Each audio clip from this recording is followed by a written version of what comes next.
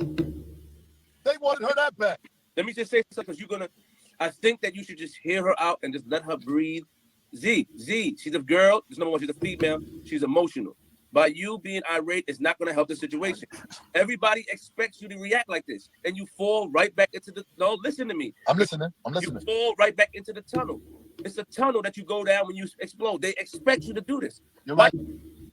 Father deal with the success, because that's got to be triggering for him in a lot of ways too. Triggering, or maybe he's just proud. You know, at first it was rocky because I felt like he couldn't handle my success. I felt like it did come from an envious place, which is okay because he's human and it's fine. But I felt like, you know, he still wants, like, he's one of those people that feels like, yo, like, I still have a story to tell. You know, I still feel like something, I have to say something. Like, no, he's like, I have to say something. Like, he's one of those people like, let me at him. Hey guys, welcome to Little Black Belt 91. We're going to be talking to you guys about Benzino situation with Coi Leray. This is part 2, actually. If you haven't watched part 1, go watch it. It's amazing. Part 2, I'm going to go a little bit more deeper into the angry parent and the angry father and how that impacts a child growing up and affects them going forward. We addressed a bit more of the jealousy in the first part, and we're going to supply some clips as well so you can actually see what I mean. I want to make it a quick summary. I believe that Benzino was there for her in some shape or form, right? And he was there for her physically, right? He paid bills, he made sure she was good, went to schools, whatever, right? Where I believe he doesn't realize that he missed is the emotional care for his child. A child doesn't come out all of a sudden and suddenly want to dog you out in an interview. It's because the Bible says, train a child up in the way to go and he will not depart from it. But it also says as well, fathers, do not provoke your children to anger, okay, by the way that you treat them. And so treatment of children inevitably ends with an output.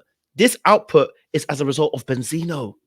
And father figures who are consistently angry, who have irrational thoughts, who allow themselves to be emotionally reactive, who get emotionally aroused to a point they forget what they say, are very dangerous because they input in people and then they pretend as if they don't know what they did. I'm the victim, right? And I'm going to show you all the clips so you can understand where it's coming from. And maybe you as a child, maybe you as a parent watching this, you may be able to understand where the anger of your child is coming from. And hopefully the child will also understand as well where the parent too may not be able to see their particular standing as well. Because oftentimes the parent is trauma filled, right? We're going to show that in this video. So listen, if you're new to the channel, do me a massive favor. We like to educate and entertain. Like, share, subscribe, click on the bell button for notification uploads. And we appreciate you guys. Stay locked, stay loaded. For those of you who are returning, you already know what it is, baby. You got the minerals. You got the minerals. We have some exclusive merch that we also, you can tap into. Hats, hoodies, jackets. Grab yours. We do appreciate y'all who keep buying them. People send me messages that you've bought them, and I appreciate that. Thank you so much. Also as well, you can join our membership. We're trying to get to 100K before the end of the year. We still got a little bit of time to do so. We'd love for you guys to support us by joining not only the channel but also the membership as well. You can join our membership. It's £1, $1, and we'd love to have you a part of the community as well. Let's get into this conversation and talk a little bit about Benzino and his daughter Coi Leray, who actually is blowing up the set right now. She really is killing it. The video actually I got of the conversation with Benzino and Flip is actually 2 years prior. So the video you saw originally with Coi Leray having an interview is just recently, but the conversation with Benzino is 2 years prior. And I wanted to bring that up because I want to showcase you history and patterns of behavior. Let's get into this video. And again, if you haven't liked it, like it, share, and subscribe with somebody, because let me tell you, we're going to get deep. Grab your pen and grab your papers. Let's get into this, okay? I'm going to change it. Just go to here. Okay, so we got a conversation between Benzino and Flip, who's his friend, okay? And I want you to pay attention to the way Benzino behaves throughout this course of his life. Listen carefully. I will rewind stuff if we need to, and I'll make sure that I stop things at point and explain why this is a problem in a relationship between a father and a daughter. All right? We're gonna explain it. So let's get into this and get into the conversation. We on the internet. This is what she wanted. It's what she got. My fucking name's not, and my honor will not be compromised, bro. I'm a good nigga, I'm a great father, and I'm a great man. And I'm not going for this. I have to defend myself. If nobody else out here that was around me is gonna defend me, if all my niggas, my father and everybody else is just gonna sit back like this, well, I gotta defend myself. I want to pause it right there. Listen to what he just said. He said, if no one's going to defend me, I'm going to defend myself, right? And if that, and listen to the list that he said. He said, even if my father won't defend me, and there's a reason why I'm mentioning the father, because again, we're talking about fathers. He actually talks about this later on. He said he pulled a gun out on his father, and his father pulled that gun out on him in broad daylight, in the middle of a street, right? That's some trauma right there for you. That's some stress, okay? And what we have to understand straight away is this. He's so focused on the pain that he feels Coi Leray, his daughter, is giving him because she's not giving him the respect that he thinks he deserves, because he's a producer. He's been making music for years. He's been a part of the hip hop scene. He's integral to the history. He feels like his daughter hasn't given him the dues that he deserves, right? Because of course she's gone into the industry and she's made a name for herself. And of course, part of it is because of her father has outlaid a path. But she's also saying that, well, actually, you've burnt a lot of bridges. So people are not messing with me because of the bridges you broke. And now I have to rework the work that you didn't do. I'm having to cover your ass. Right? That's what's happening right now. And of course, the issues between themselves personally. All right. But when you listen to Benzino, he's more concerned about no one's protecting me, so I'm going to protect myself, even if that means you got to go down. When you are a parent and you're in a position, and many children have suffered this before, they know exactly what I'm talking about, where the parent puts you and says, I will defend myself, even if that means coming for your neck. They've stopped being a parent at that point. They started becoming the child. And many parents are children. They're not parents anymore emotionally, not physically, emotionally. Many parents are children. And so what happens is they flip the roles around when it comes to emotional safety and mental safety.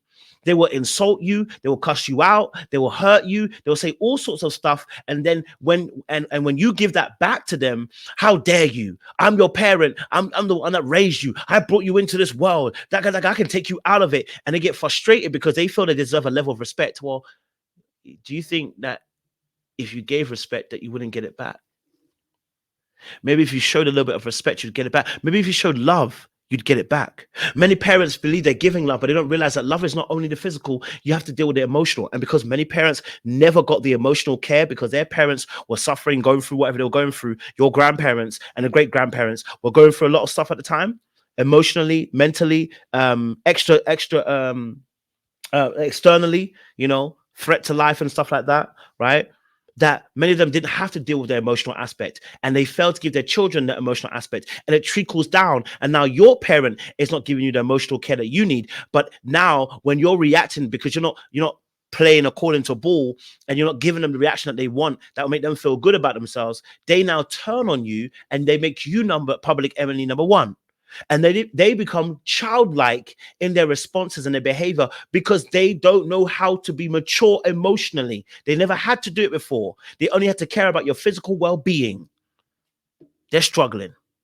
Fragile egos. Let's get into it. Because they was there, they know. Motherfuckers know. You think I be making this shit up? What the fuck I gotta lie for? Let's go forward. I don't understand. Just go to her. You know where she's at. Listen. I just spoke to Ray Random today. You go see her. You don't have the power to get up and get a flight and go see her. My nigga, I'm not going nowhere that I'm not wanted, my nigga. I'm not begging for nobody's love, my nigga. I've done a lot. I've been there a lot. I don't deserve this, bro. Okay. I don't deserve it. Okay. I shouldn't have to fucking fly somewhere and beg for love from somebody whom I've always did good for, whom I've always loved and showed love. I'm not. She has her own feelings, Zeno. She's entitled to that as a human being. Listen, she got a lot of motherfuckers around her. She got a lot of motherfuckers. 1400. She got a lot of people. Good. She got a lot of people around her. You know what I mean? So you're trying to say they're gonna attack you? New motherfuckers I don't know. If you pulled up, they're gonna attack you. What? Exactly. So again, point blank again, we're going back to this point of case of the father not being the father and wanting to be the child because of his own. And I want to explain this because the parent has been so wounded, right, by their own parents. They and mothers do this too, by the way. It's not a male thing only. Mothers do this quite a bit. They have children as a method of trying to change the history of your own wounds, and you make your children the supplanter of love that you felt that you never got. That's very dangerous being in that position, but we're talking about the men today. It's very dangerous to be in a position where, because you didn't get it from your parent, you choose. And we do this in relationships, romantic relationships, where we choose a partner to supply us our need of love, and or we choose, or we end up having children because we're wanting that unconditional love from a source, and so our children become that unconditional source. But unfortunately, when we're not healed, we give unhealed trauma. We give unhealed behavior to those children as a model, and they model back the unhealed behavior to you. So you want that child to love you the same way your parent loved you. The child can't do it because they're a child. And because you're putting yourself in the place of a child, you're making them have to grow up even faster. You're asking them to mature quicker. And they don't need to be in that space. They need to be children. And so he's complaining about, I'm not going to go where I don't want, where I'm not loved. I'm not going to go where, I'm not wanted. Da-da-da. Bro, that's your daughter. That's not even your wife. That's your daughter, bro. That's somebody who's your flesh and blood. And we should have unconditional love for each other. But you don't want to go there because you have your own wounds that you're dealing with. And it hurts you to be rejected by your daughter. But you're not listening. I said this in part 1. The parent isn't listening. They're only hearing their own pain, and that's all they can identify with, and that's their biggest problem. Okay? That's a little problem, right? His anger right now is forcing them not to listen. I want to play a little part of the clip. Listen to this trauma. I want you to listen to this trauma that he's discussing. Disrespectful. She got it honest. Her mother said it. She got a temper from you, Ray, and maybe that's true. All right? But it still doesn't matter. I never disrespected my mother and father. I would never talk bad about my mother and father in a song, or even if me and my father pull guns on each other. I love that man to death. I would never disrespect that man. That man is everything that I am, everything that I know, everything that's kept me alive. We pull guns on each other broad daylight on Park Avenue in New York. Chaos. Helicopters in New York and everything. Luckily, we both got away. My nigga, this shit ain't easy. Listen to what he just said. What would be more disrespectful? A child pulling a gun on their parent, or a child coming out to say, I feel like my parent's jealous because of certain behaviors? Which one would you consider to be disrespectful? Cognitive dissonance. Because of course, everybody's level of disrespect is different for each person, right? And the word disrespect is very difficult to pin down as a terminology. But the fact that you were comparing the fact you would pull out a gun on your dad in broad daylight and your dad pulled out a gun on you tells me you didn't respect each other. It tells me that you were willing to end each other's lives. I don't want to hear nothing about respect if you're telling me that, if you're willing to put a gun out on somebody. But let's try to understand where he's coming from. You feel like she's gone too far because your version of disrespect is her outing you about your behavior. Right? And telling you that you say you love me, right? But I'm not seeing it because X, Y, and Z is happening, event after event, right? In part 1, I spoke about what event she spoke, what she described as why she felt like Benzino didn't love her, right? And now they're outing you. And the most recent interview with Angie as well, talking about the fact that she feels like you're jealous of her. Instead of you just being like, you know what, I'm not jealous of you, but let me go and phone my daughter and have a conversation and understand where she's coming from. You're so used to breaking down doors and sorting out issues with your anger that we're back on here on the internet, and you're using your anger once more again to almost bully your daughter, and you don't realize you're doing that. You're emotionally in fact, you're almost at the point of emotionally abusing your daughter when you start to use anger as a weapon. Many parents use their anger as a shutdown technique for their children so their children can't argue with them. Many parents utilize their authoritarian position as a way of shutting up the mouths of their children so that they can have their way. But the reality of the situation is, with great power comes great responsibility. You as a parent don't just get to shut down a child whenever you feel like it, just because you don't agree with what you said, because you've got a fragile ego, right? Now, I'm not saying that some of us weren't smart-witted. I'm not saying some of us weren't too slick. I'm not saying that some of us weren't saying rude things or doing rude things to our parents. Some of us deserve some of the beats that we got. I can't lie to you. I deserve some of the beats that I got, right? I really did. As a child, we make mistakes and we do dumb stuff. But a lot of times, our parents weren't listening to what we were saying. Those of us who have estrangement or alienation or separation from a parent, or we feel distance from a parent. Those of us who feel that way about our parents, that there's a distance, the reason why is because you didn't do your job. I didn't just become distant. You didn't do your job. And when parents are angry and stay in a set place of anger, a lot of times children learn how to accommodate your anger because children believe it's about them. And they feel like, oh, I'm making you angry. And what they end up doing is trying to mold themselves to not make you angry anymore. Right? And that makes these people pleasers. Okay? And what happens is they seek validation outside of the home.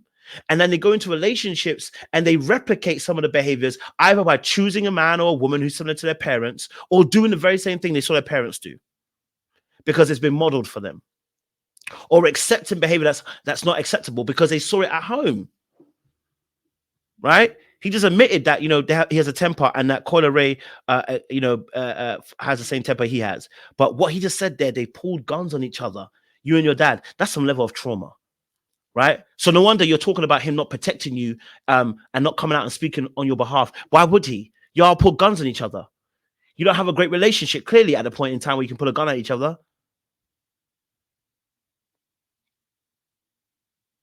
Right? I want you to listen to this part of the conversation. I think it's quite interesting what he says here. They can suck my dick. You sat in the room and you told them when they offered you a deal. You sat in the room. You sat in the room when they offered you a You sat in the room when they offered you a deal. Flex, Angela Yee, all of them, and anybody else. They ain't shit. They don't run shit. I still got back on TV. I'm still popping out here. I don't give a fuck about them. They've been trying to blacklist me. Eminem and them been trying to blacklist me. The streets don't blacklist me. I can ride at any gas station to get love, and that's what counts to me. I'm not no industry nigga. That's selfish. So he said, I can ride to any gas station and get love, because that's really what it's about. That's what it's really about. You don't feel the love from your daughter because she's not obeying what you want her to do. And the reality is you didn't input in her correctly. So you're finding your love elsewhere. Oh, well, when you go to the gas station and people show me love, and you've burnt relationships with people in the industry. And don't get it twisted. That's not to say the industry isn't devilish. That isn't to say the industry doesn't work, but it's to say that you don't know how to navigate that space very well, that you're burning bridges in that space. Yeah. And because you believe you're a real nigga, and really what that is code word for, I don't know how to keep good relationship, because the moment I get hurt by something, I burn it down to the ground, which is actually an indication of a lack of emotional regulation. And when we talk about emotional regulation, meaning, what you understand, what you process, and what you express, because you don't know how to express yourself very well, anger becomes one of the biggest issues. And because you've got deep wounds that you haven't sorted out and you haven't actually addressed and actually got to therapy with, you actually express it violently and aggressively, whether that means breaking ties, breaking bridges with people, whether that means not hearing people out and cutting people short. You act in a violent, aggressive manner in terms of emotionally. You're not emotionally regulated. That's what's important here. I don't give a flip. We could agree to disagree. Listen to what I'm saying, because you go again. The same bridge your daughter's trying to cross is the same bridge. Listen, that was burnt with the same bridge was burnt, right? Yes or no? Now let me ask you a question. Ray is talented. Do you feel that if you haven't? Do you feel that? Where do you feel? Listen to what I'm saying. If you didn't burn certain bridges, do you feel that Ray? I'm asking you a question. Do you feel that Ray? Bro. Let me ask you a question. Listen, no, because we're gonna clear up the bridge. Get that out. She had to distance herself from you. Yes. Get the fuck. Man, you lucky I don't got an ex. I'd been get you the fuck out of here, man. Me? Yes, you right now, because now you're fucking go interview her. Go interview her right now. I don't want to interview making her. Any fucking sense right now, Flip. I am making sense, nigga. I'm not making sense because you're selfish. You're a selfish ass nigga. I don't got an ex. If I got an ex, you're the fuck out of here. I don't know what's the matter. I don't got a fucking ex. There's something the matter with my shit. By the way, him and Flip are actually cool. I want you to understand something. I show this clip because him and Flip are actually cool. And look what's happened. The moment he challenged him and didn't agree with him, and now what's happening? Do you know what? You can get the X out of here. You're lucky I can't X you. I'll get you out of here.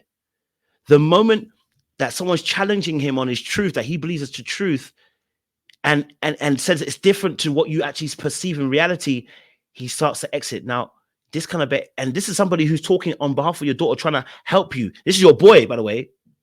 And he's trying to help you say, hey, bro, you're not seeing how your daughter's hurting right now. She said X, Y, and Z in her life. Go and speak to her. Go take a plane and fly to her. You said no. He's trying to tell you, listen, hey, bro, you're doing some things wrong. Let me show you cases. No. Well, damn. If that's the case, who can talk to Benzino? Nobody. When Benzino's on one, nobody can talk to him, including his daughter. And so therefore, anybody can get it. People like him are what we call wild men. Their hand turns against everybody. They burn bridges everywhere. So forget the industry. You're talking about you only burnt one bridge. You burn it with friends too. You're trying to burn this bridge right here in front of us right now. Right? And of course, he's not burning it because him and Flip have an understanding and they totally get each other. But you can't keep doing this. Eventually the person's going to get annoyed. That relationship won't last long if you keep doing this type of behavior where your anger leads you into that space. Let's fast forward it a little bit because I want to get to another place as well. Listen to this part here. I think this is key of what he feels about the situation. Don't do that. No, fuck that. You're gonna talk to me like this, or press the X and get out of there because I don't got one. You gotta talk to me. We're gonna talk like this, or see you later. Yo, that's giving me a headache. Fix it. No. Either talk to me like this, or see you later. Press the X. I'm not pressing. Benzino out here becoming childish about the way he's going on. Listen to this though. Listen very carefully. He's being childish right now. He's intentionally trying to get rid of Flip, and so he starts putting on these things because he just want to hear what he's got to say. So he starts putting all these filters behind him. But listen what's about to happen. Pressing the X. Press the X, Flip. No. Well, then talk to me like this then. Because you mad at me for telling you something You don't know what the fuck you're talking about right now. And you're making it easier for her No, to I'm be not. the No, I'm victim. not. You're making it easier for her to be a victim in all this, bro. That's what you're doing. He should not disrespect her father. I agree with you, but I'm just trying to show you another Did you angle. tell her that? Did you say that? I'm saying it now, nigga, in front of so many people. Now, he said his daughter is trying to become the victim. I said this before. Parents who are wounded and angry can't see the fact that they're not at fault. They can't see it. They only believe in their perspective. So now, oh look, they're trying to become a victim. I've heard this before. So I know when I say this, and it's because you are so wounded, you believe that everyone should behave in this harsh, cold, hard type of behavior. And you don't like the fact your child doesn't behave the exact same way that you feel that you should behave, which is gangster, apparently to you, right? Oh, I survived on this hardship, so you should survive on this hardship. But your child isn't you, and your child doesn't need to go through what you've gone through.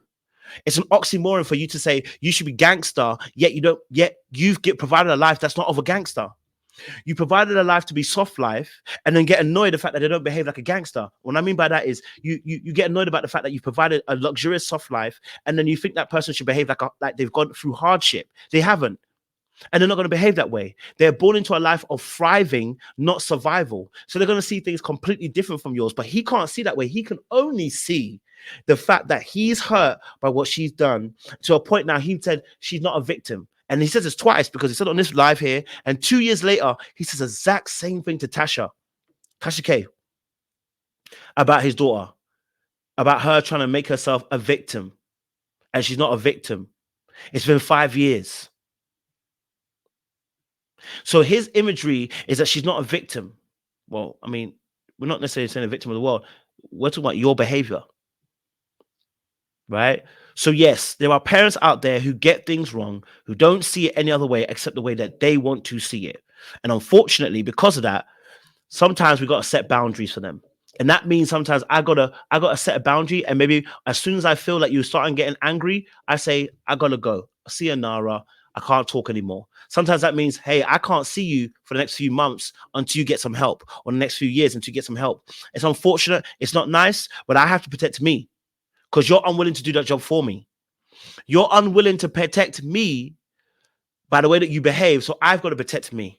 And that sometimes means I've got to keep a distance from you. I may not call you. I may not text you. I may not do too much because I want my peace. And calling you and messaging and communicating with you disturbs that peace. Not because I'm a bad child, not because I'm disrespectful, but because I want peace in my life and you don't give it. You're the problem. And so I have to keep effective boundaries sometimes. And that may mean we don't converse, we don't communicate. Appreciate you guys. Stay locked, loaded. Let me know your thoughts down below as well. We appreciate it.